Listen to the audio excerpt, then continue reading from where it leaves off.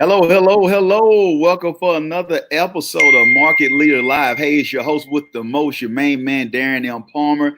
Excited to be with you for this episode where I get to speak with market leaders who are showing us how to change the game in our lives and our circumstances and how we can make an impact locally and globally. Today, we have on today my girl, Kerel Pinder. Say hello to everyone, Kerel. Hi, everybody. Awesome. And we also got my man Django Degree in the building. Say hello, sir. All right. How's everyone doing? Awesome. We're glad to have everyone on today. But if you don't mind, I'm going to go with ladies first. I know you won't have a problem with that, Mr. Django. So No problem. if you don't mind, share with our audience a little bit about you and what you do. And then from there, we're going to pass on to Mr. Degree. All right. So my name is Kerel Pinder, and I'm from the beautiful islands of the Bahamas. I've lived in the Bahamas my whole life, except for the time when I went to university. So I did my first degree in Canada, Nova Scotia, and then the second one was at UNC Chapel Hill. So I lived in North Carolina, Tar Heels. And yeah, so that's a little bit about, my background. I am a full-time trainer. My company is Island Dreams Management, and we specialize in training and development, focusing on branding and marketing. We also do customer service and team building. I have been an entrepreneur for Island Dreams Management has been established for the last 2.5 years, but I've been an entrepreneur from 2015. Wow. All right. Thank you so much, Ms. Pinder. Mr. Degree, it's your time, sir. Make sure we check out on that mute. All right, let's see it now. My name is Django Degree. I am the area vice president at a company called Salesforce.com, and I've been in technology sales for about 25 years. And on the side, of course, we always have our own business. I have a business called Django Degree 360, and what I do with that business, I go out and try to help dispel the myth that there aren't a lot of us in sales, technology, entrepreneurship, and have the concept of money management. So I use STEM, or the acronym of STEM, to try to teach people how to become the best that they can be, specifically in the areas where it can drive significant incomes, which I think if we can help, dispel the myth of economic disparity, right? And we can try and help out our communities, then that's the idea of something that's really important to me. So I go back to high schools, colleges, and individuals in technology sales and try and build those brands. Awesome. Thank you so much, Mr. Django. Now, I want to bring this up to both of you right now, because by being entrepreneurs, you have to deal with sales in some kind of capacity or whatnot, because if you're not generating any revenue, you don't have a business, you have a hobby. And so, but before we go into the sales portion of it, I just want both of you just to share what make you go for more. Because I'm looking at you, Miss Pinder, and I'm also looking at you, Mr. Degree, and any one of you could have just took the easy route, so to speak, quote unquote.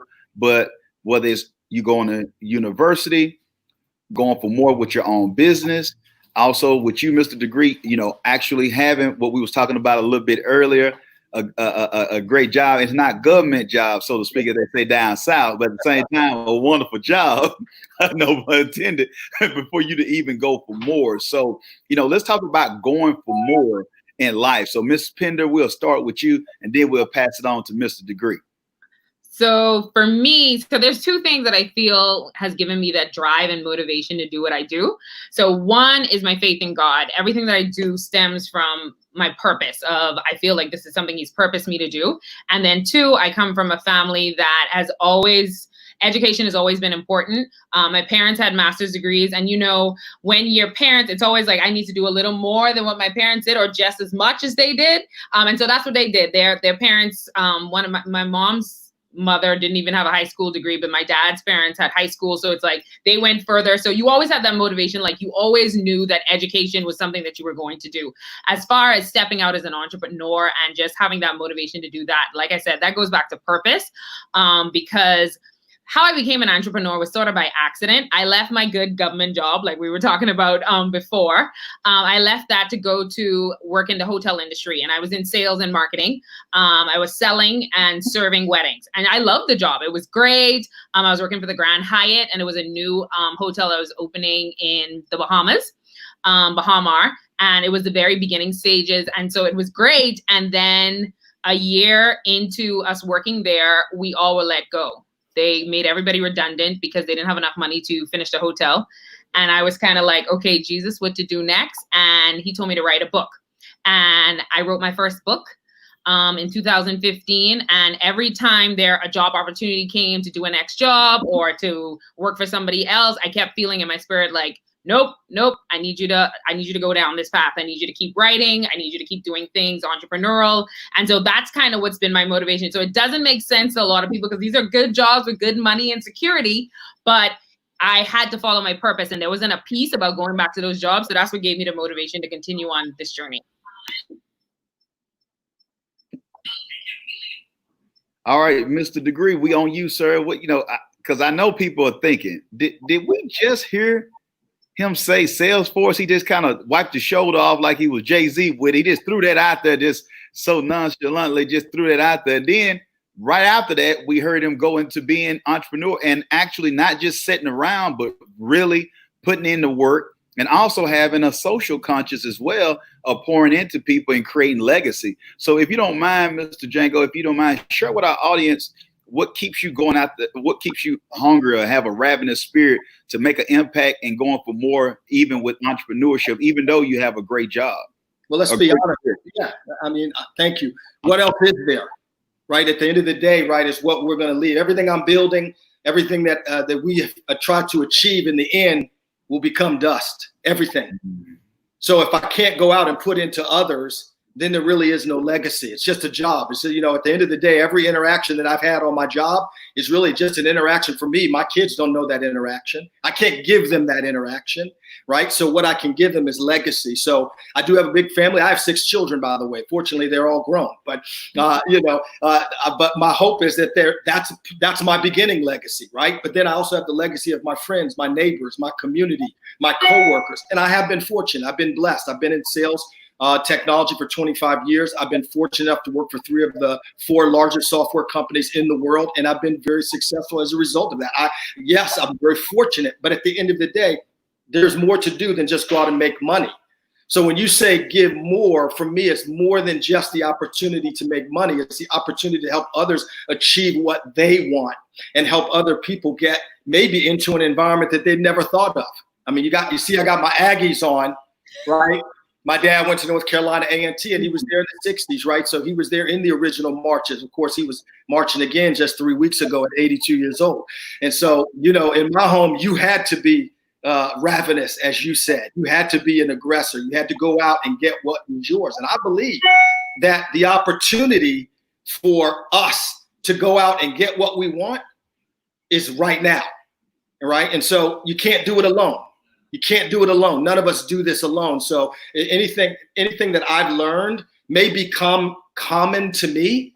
Things that I do every day may be common, but to others, they may be genius. They may have never heard of the rule of 72 and try to understand how to double your money. That may be common to me, but to someone else, like, I've never heard of that before. Tell me more. And so what we want to do is take those common things that we've learned in our experiences and help other people go and achieve something great. Wow, I'm telling you, we're getting value bombs dropped on us right now. It feels like Hiroshima all over again in a good way.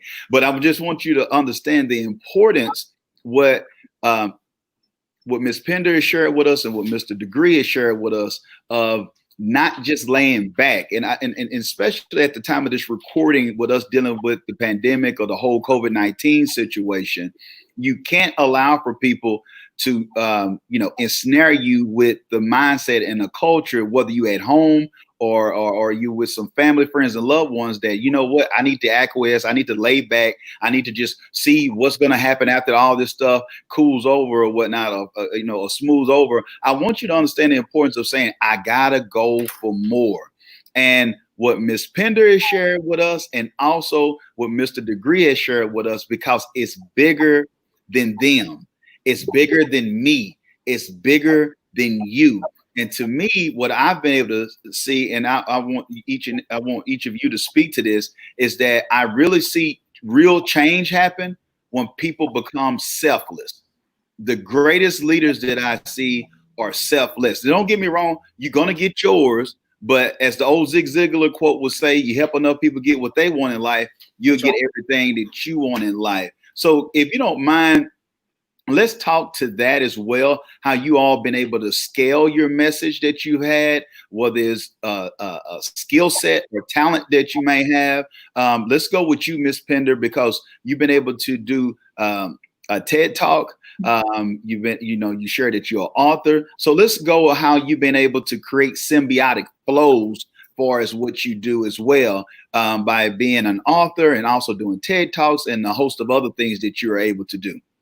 I like what Mr. Degree was saying in terms of, he was saying, depositing into other people and that he has something to give to other people. And that's why he's out there doing it. Because that's so true, because the reason we're here is not just so we can fulfill our needs, but there's someone who's waiting on that gift that you have inside of you. And so many times, if we're just thinking about, oh, is this going to make me look good? Or, oh, is this not going to make me money? Then you can't be as effective as you need to be. I've done several different initiatives. I had someone ask me before, do you actually make money from these books that you write? And I was like, sometimes you do, sometimes you break even. But again, like I said, I'm a very big faith person. And just hearing from people saying, that book changed my life, or there was something in there that really impacted me, that is what keeps me going, because I know that someone was impacted by what I put out there in the world. And like you said, as a leader, you're there to serve, and servant leadership is the thing that you need to be thinking about. Not everybody praising me, not having fans, but how am I making your life better? How am I helping you to progress into your purpose? Maybe I have the opportunity to affect 100,000 people, but maybe I just touch one person who goes on and affects 100,000 people because of the message that you gave. So it's not about getting fans. It's not about getting that praise. It's about how can I deposit into others? And like you said, I was able to do a TED Talk. And I remember when I first was asked, I was like, oh yeah, I've always wanted to do a TED Talk. I'm so excited. And then she told me, yeah, the audience is the youth. And I was like, oh, I thought it was going to be like adults, like the youth. Okay, I'll do that. I'll do the youth. But what has been so crazy is years later, that was 2017, having people, they were youth then, they were in high school then, but now they're in college or out of college. And they say, I still remember your TED Talk. Like, you gave these 3 points and that motivated me to know that I could be a writer and not feel like I had to be stuck. There's a young lady who's working with my company now, and I was giving her a quote from my TED Talk, and she was like, no, I remember it. You said X, Y, and Z. I was like, you remember it? She was like, that's when I met you. And I said that you were going to be a mentor for me. And so there's so many opportunities when you think, like, stop thinking like, oh, I need a big stage, or, oh, it's going to happen like how I thought it was going to happen. When you take yourself out of it and just say, you know what, let me be used, let me put my gifts out there, and I don't know who I'm going to affect change with, that's when change happens. That's what's great about seeing these purpose come to life, because you mentioned a little bit about sales, and I know you're going to go into it, but the reason I think I've been able to get these opportunities is because you're genuinely just trying to pour into someone else, not because you're actively saying, pick me, I'm the best. I'm just genuinely trying to pour into somebody else, and then people see that authenticity, and then they want to work with you. All right, then. You know what they said? Alicia Keys said it best. That girl is on fire. That's what we're getting here today with Miss Pinder today. Hey, when I listening to this, I think we need to change our metrics that we're looking at as far as what success is in certain areas. Don't get me wrong.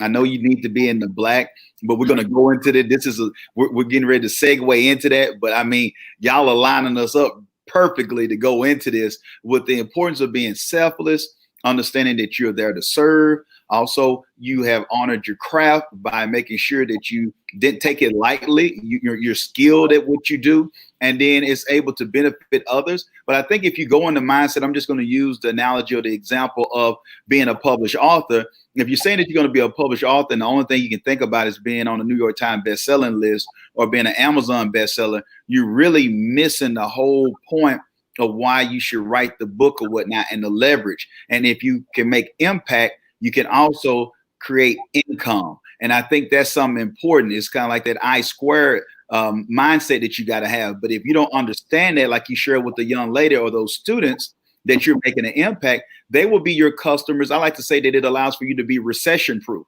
They will be your customers of tomorrow. They will be the ones who will pass the message around. And also when we look at change and what you were sharing earlier, Mr. Degree, as far as what your father was able to accomplish and the things that y'all are pointing to others, share with us too what you've been able to experience as far as leveraging and creating opportunities as far as what you're doing with your business as well, and taking time out of your busy schedule to pour into people. What are some of the successes and things that you've been able to experience as well before we go into sales?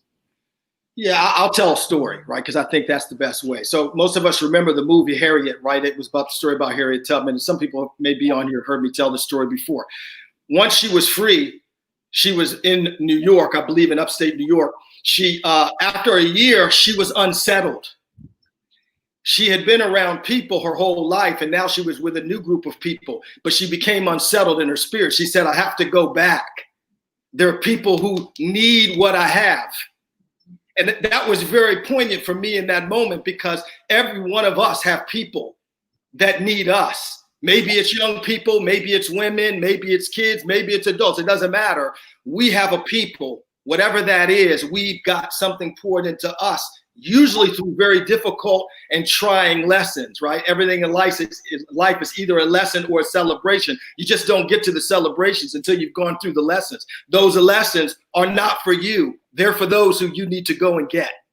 And so the reason why I take time out of my busy schedule is because in the industry I'm in, technology, I don't have to tell you the numbers are anemic at best for people of color. 1%, 2%, 3% at most of the companies. We've got to go get them. And once we get them, we will make economic change within their community. And they will send their kids to Montessori, private schools, Yale and Harvard. They will start businesses, and they will send their clothes to the dry cleaners too. And you will find that those communities that have been bankrupt and economically deprived will change. That's the reason why I do it. And I get excitement every single time I give and see someone have their eyes open to an opportunity, specifically in sales, because sales to me is the closest thing to entrepreneurship. So as I said earlier, I use the STEM acronym: sales, technology, entrepreneurship, and then I throw in money management, because without money management, you're going to lose everything you made in sales. And so what I want to do is make sure they have the fundamentals of understanding what to do with that money once they make it, not just for themselves, but for others. So for me, it's all about trying to help people find their way. And I try and do that in the arena I've been in, has been sales and technology. I love it. I love it. I love it. Now let's go to this right here, right now. We're going to talk about the dirty word. Yes, we're going to talk about it. Sales right now. We're setting it up for sales. But what I've heard from the both of you is the importance of what a wise man once told me down in Texas. He said, son, the difference between contact and contract is the letter R, and that's for relationships. And so if you don't understand the importance of relationships, then you can do as many funnels as you want to do. You can send out as many letters and emails asking for somebody. You can do as many cold calls as you want to. But if someone has the right relationship, they can get the whole book of business, because they understand that people do business with people. And Miss Pinder, I want you to start with that first.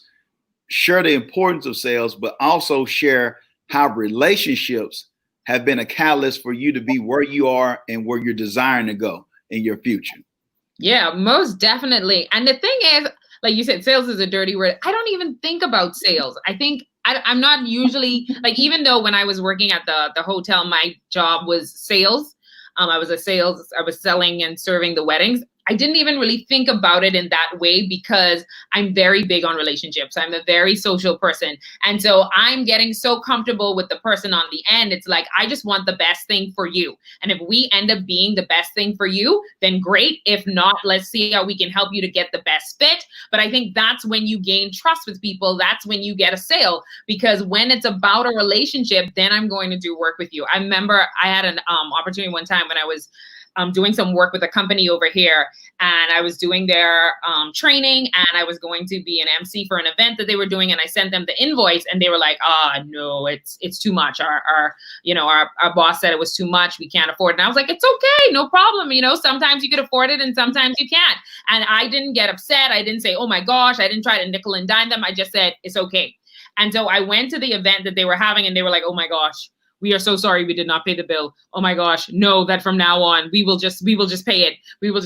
This event is just not turning out like we thought.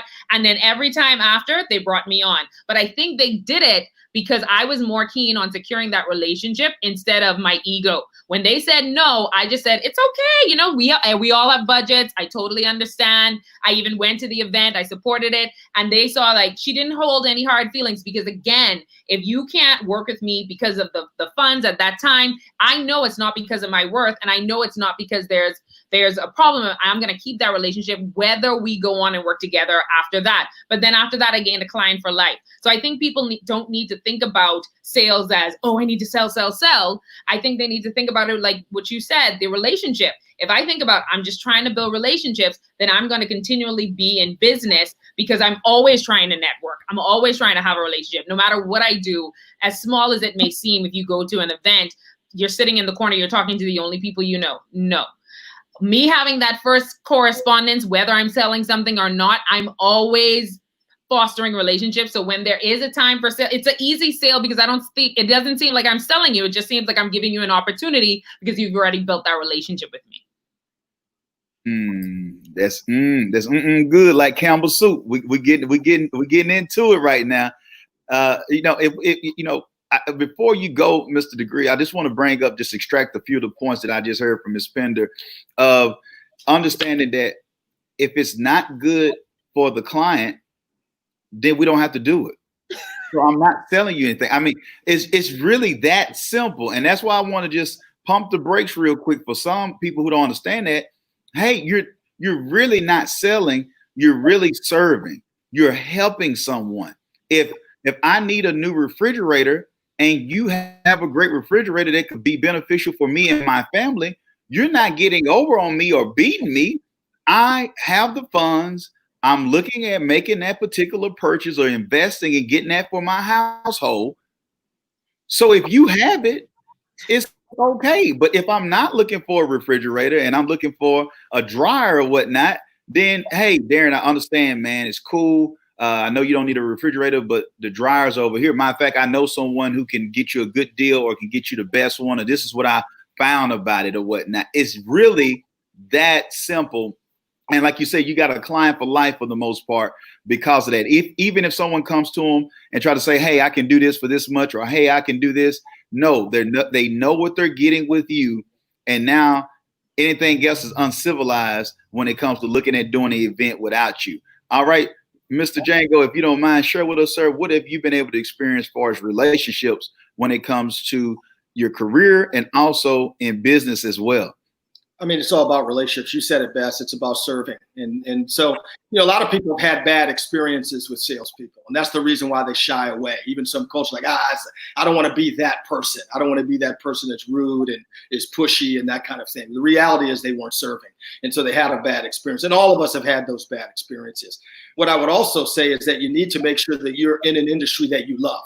For example, if you want to help people with health, there are products that, hospitals need, right? So imagine being able to have relationships with doctors and hospital administrators where you're able to provide life-saving products, right? You don't see that as selling, you're serving the community. So you need to make sure if it's hospitality, it's hospitality. If it's, event marketing, it's event marketing. If it's software, it's software, whatever it is. Maybe you want to sell software into a particular industry that's important to you. You can do that.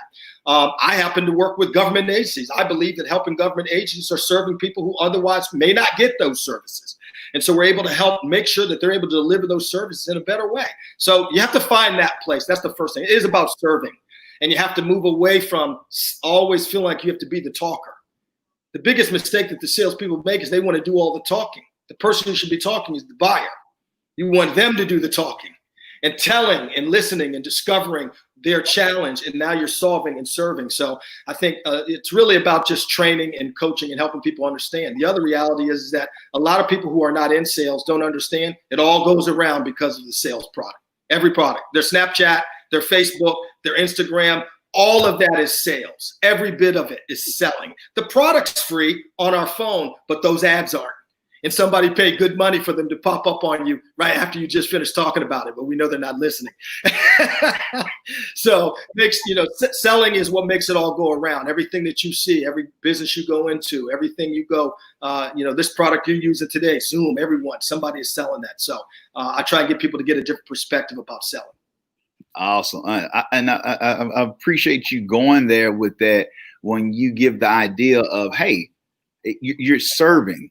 When you understand that you're serving, you don't have to have that negative connotation when it comes to the word sales or whatnot, because you're being beneficial to them and you understand what doors that it opens. You're actually helping save a life in some instances. You're allowing for people to, create, keep from having bacteria and diseases to spread because you've been able to serve in that capacity that you're doing. And so I want you to understand this as well when you look at sales, that sales is not even just limited to when we're talking about products or even like consulting or services.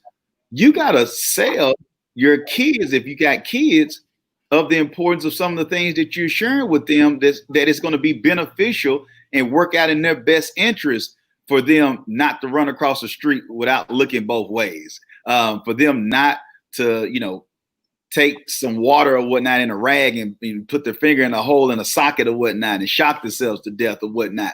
And so whatever it is, if it's your significant other, if it's a spouse, you got to, sell to that person that you are trustworthy, that you show them through your actions that what you say that you're going to do, you're going to do. You say what you mean and you mean what you say. And so, and if it's your staff, for those who are listening, who are business owners to this, you got to be able to sell to your team as well. It's not just the client that you're looking at. You got to be able to sell to your team that, hey, this is a growth culture.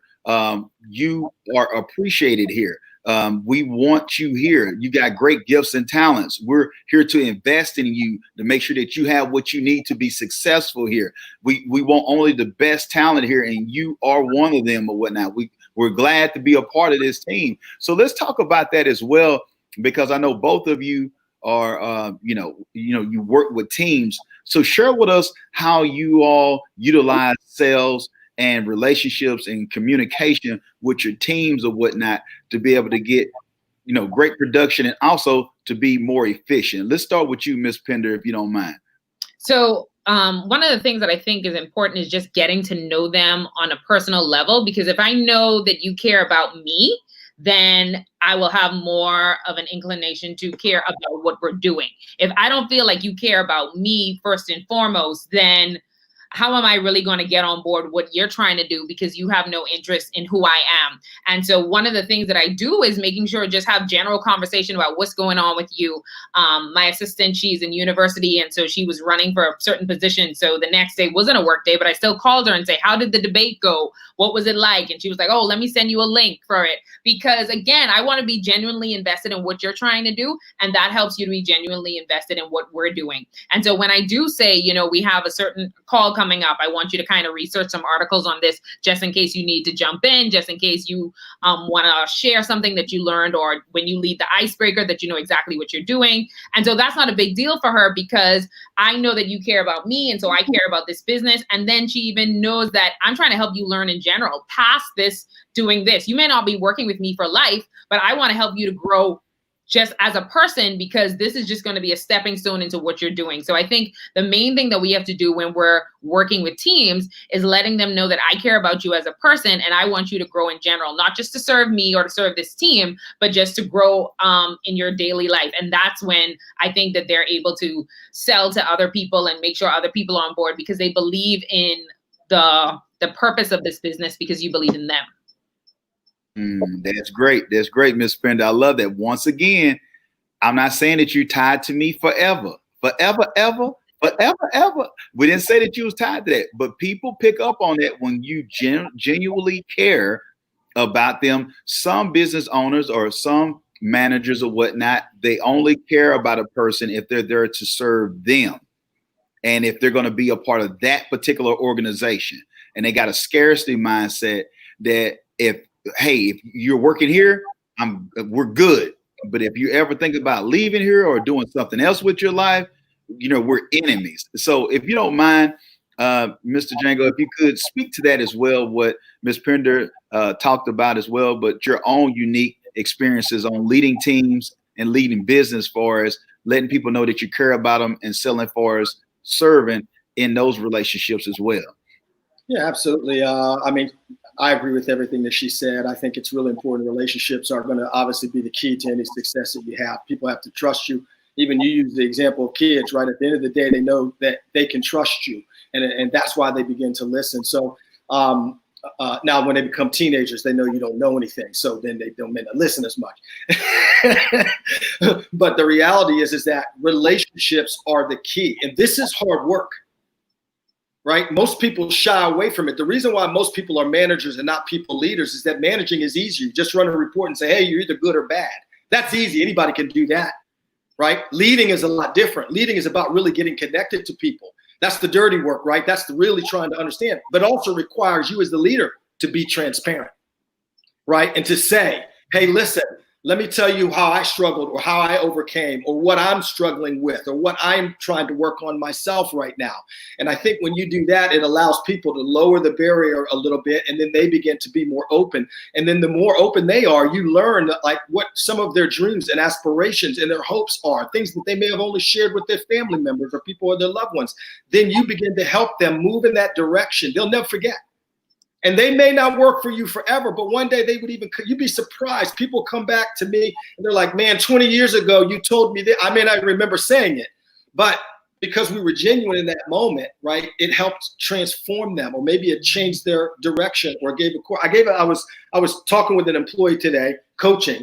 And at the end, he said, well, you know, I took a step back to take a step forward. You've heard this before. And I said to him, don't ever say that. There are no step back. Did you make the decision? Yes. Is it what you wanted? Yes. Then it was a step forward. The moment you say it's a step backwards, you're always pedaling faster because you believe you are behind. Psychologically, it's negative.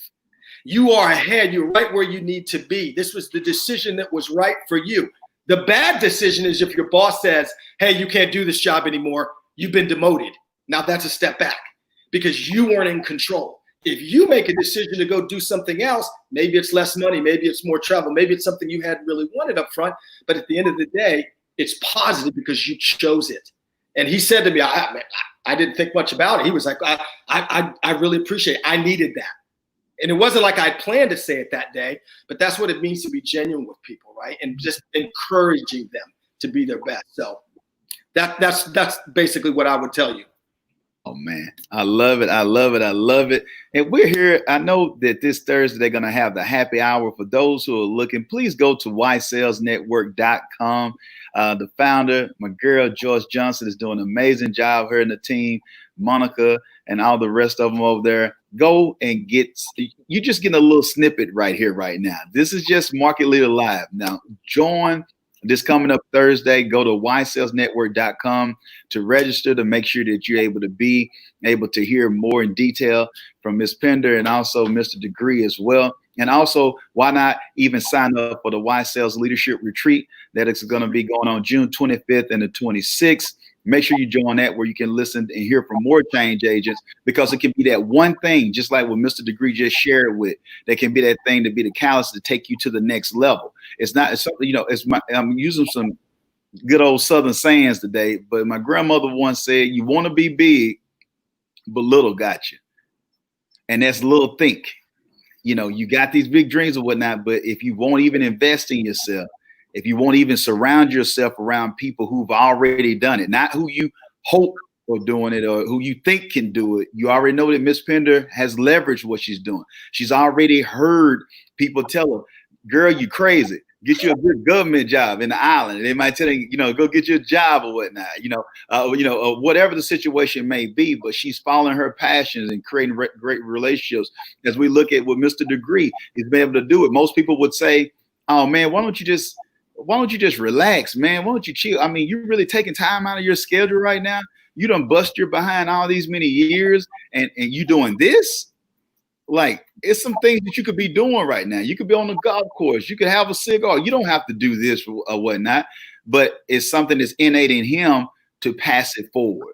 It's something that's innate in Miss Pinder to pass it forward. And that's what we're sharing with you. Now, I do want to share this as well. Each and every one of these individuals, you can stop me if you need to, but I can tell that they invest in themselves.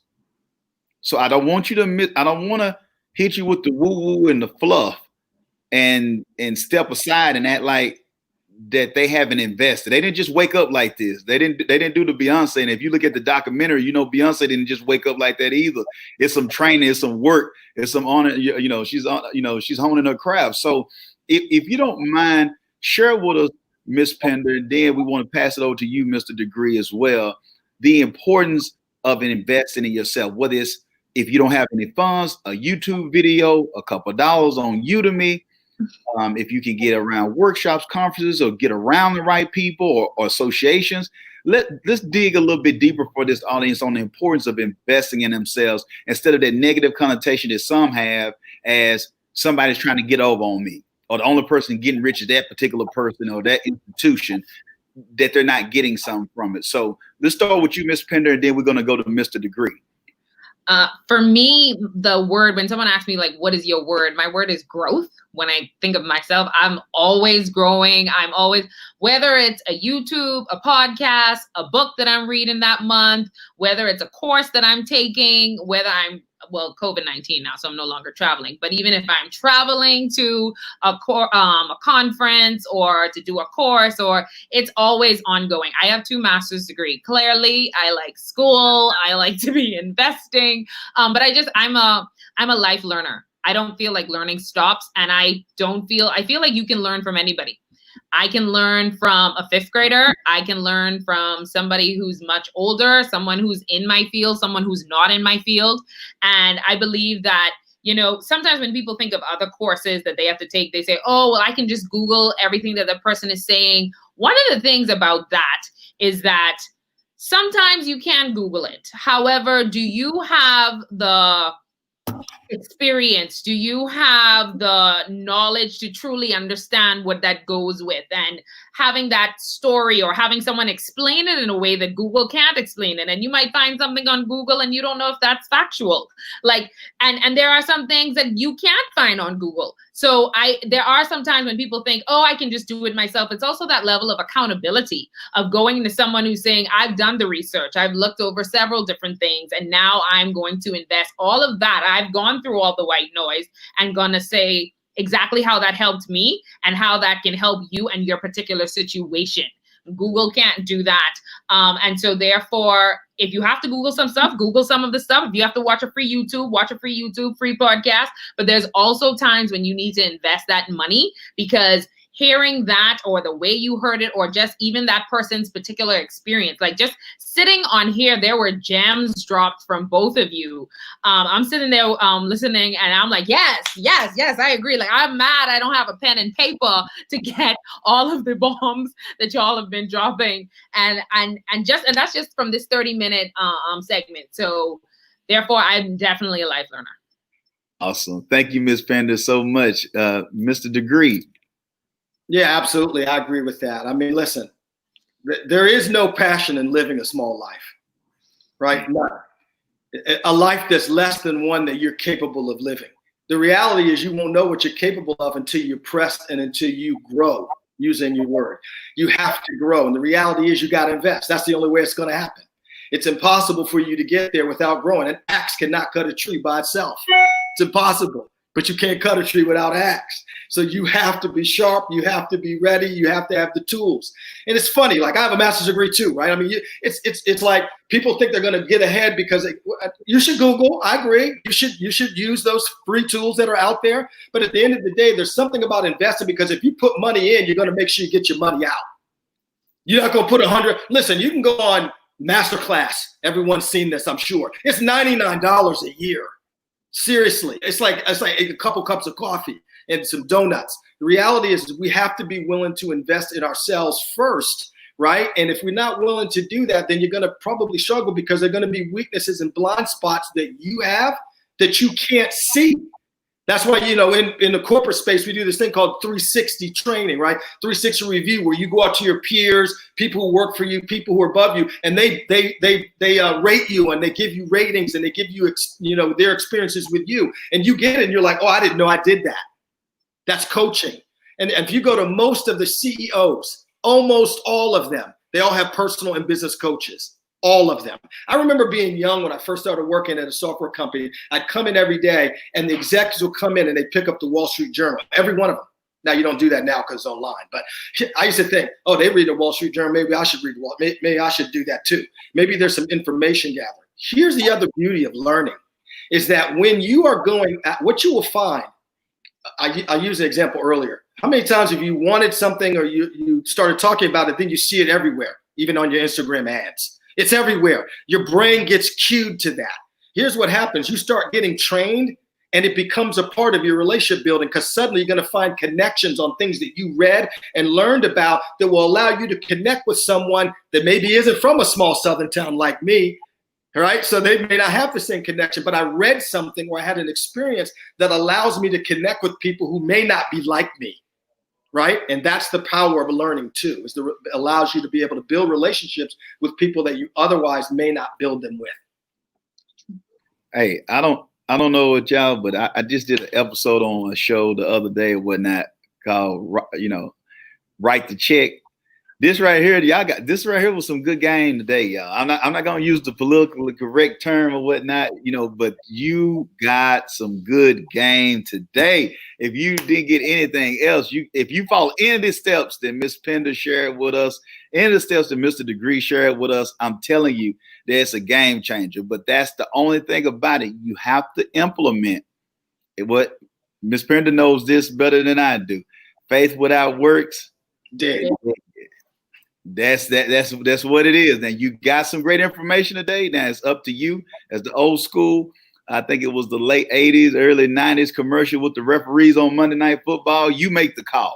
It's going to be up to you to do that. So if you don't mind, Ms. Pinder, share with our audience, how can they connect with you, learn more about your business, if they can get an opportunity to book you or whatnot, social media handles, any of that information, and then we'll pass it on to you, Mr. Degree, any information that you have, and then we'll close out this particular episode of the Market Leader Live. All right. So Kerel Pinder 1908 is my Instagram. On Facebook, it's Kerel Pinder. Just KerelPinder. And like I said, on Instagram, it's Kerel Pinder 1908. Our company website is www.islanddreamsmanagement.com. And so we can connect on the website, Instagram, or on Facebook. But it's Kerel Pinder on Facebook. I'm Kerel Pinder 1908 on Instagram, and the website is www.islanddreamsmanagement.com. Okay, I don't think we have any of those ladies from AKA in the building, do we? I don't think we do. Oh, okay. 1908 in the building. I just want to get that little note real quick. But anyway, that's right. Here we go. All right, we on you. How can we connect with you, Mr. Django Degree? So I have two. I'll give you two. One is obviously my LinkedIn. If you go to Django Degree, it's obviously there's only two of us, me and my son. We're the only Djangos on there, so it will be easy to find. And it's Django, just like the movies, silent D. And then my website is djangodegree360.com. And you can connect with me there. You can, connect with me and send me an email there as well. But either one of those work. And, I look forward to answering any additional questions or connecting with somebody if they want to reach out. Awesome. Once again, I just want to thank you all for coming on to Market Leader Live. And I just want to tell you that I want to thank Joyce Johnson for having you all come on today. We're here to definitely serve. And I just want to thank you all for what you all are doing by being real change agents. This is what I like about this show, is that it's not knocking anybody, but you just don't have to be in Hollywood. You don't have to be, a sports figure or anything like that to make a difference. And you all are definitely making a difference. And I know that our audience is truly blessed and encouraged by what they heard today, because I know that I was. So I just want to tell you, just thank you for all that you're doing. That's what's seen and unseen, because I can tell that's the type of people that you all are. So thank you so much for what you do. Thank you. Yeah, it was nice meeting you guys. Nice meeting y'all too. Until next time, for those who are tuned in, remember, if you won't change, be the change. Be blessed and be great.